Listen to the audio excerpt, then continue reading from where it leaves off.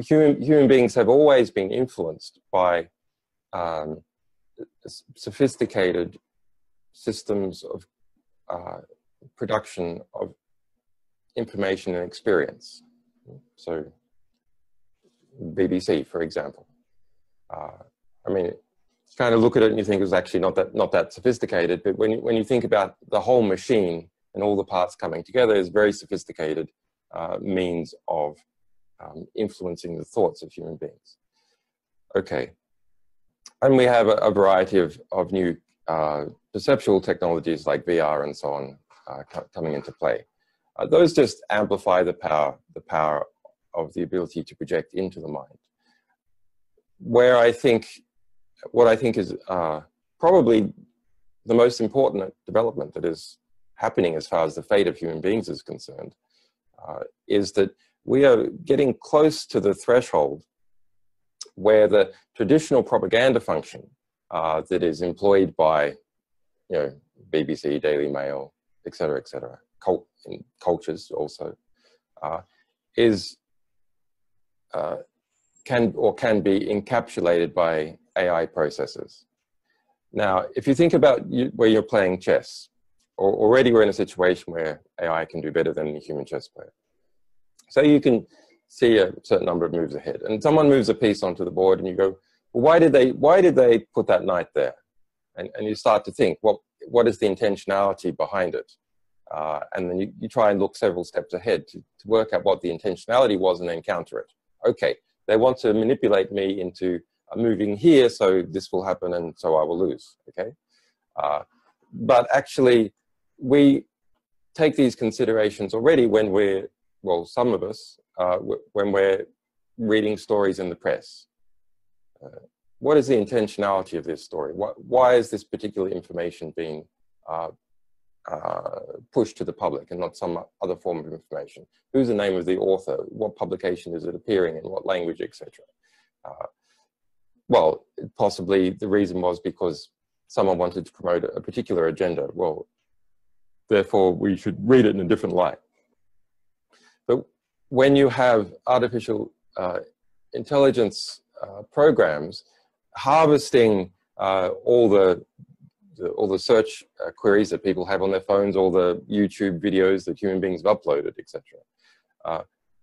And it starts to lay out perceptual influence campaigns 20 to 30 moves ahead. This starts to become totally beneath the level of human perception.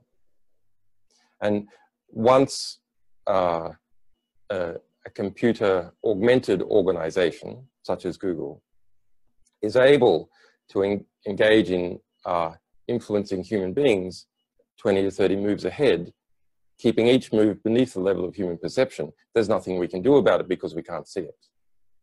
So if you imagine how this would play out in practice, let's say Google wants to acquire some company in Russia or China or UK, and it wants to pay as low a price as possible to gain control over that company. So it starts to look at, well, who are the people who decide to sell shares? Or who are the regulatory administrators who will regulate how it's sold?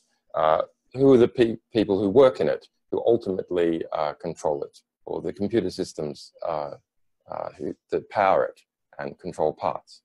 And so you can start to engage in a campaign of acquisition laid out to make each step beneath the level of human perception and look many moves ahead. And if you can do that more than others can do it, then you win, just like in chess. So that's where I think we're going in terms of politics. So what is, if you look at that kind of prediction of the future, we're all doomed from that viewpoint, because the reality becomes invisible. Reality becomes something that is unperceivable by us as individuals. Now, to a degree, of course, it already is in many ways unperceivable. But the big changes about control, those become totally unperceivable. So is there any antidote to that? Maybe in the competition between these organizations, you might maybe have companies in China trying to do the same thing, backed also by the state. So there's a little bit of fratricide, if you like, between these two. But the most immediate way of generating capital from artificial intelligence is to sell access to it. So to sell access, just like Google sells access to Google search, how do they sell it? Well, you sell yourself. What you do is you sell what you wanted to search, and you sell your attention to Google by searching. That's surveillance capitalism. You give a little bit of your insight into who you are to Google by searching, and in exchange, all the resources that it has and its capacities you can use to get the result. Okay, so if Google has, insofar as it has a very serious increase in AI capacity, it can lease that AI capacity to other organizations to get knowledge about those other organizations in terms of surveillance capital flow, or just for money. It's a way of getting profit fast for Google. Then the question becomes, what are the various end states? So where in that dynamic of acquisition of capital, exchange of intelligence capacity, who ends up winning? Do you end up with basically a diversification, like is done to a degree with Google search, where every individual who has access to it is effectively ends up with something like the ability that the State Department once had. So you have access to enormous archives, mostly laterally produced around the world.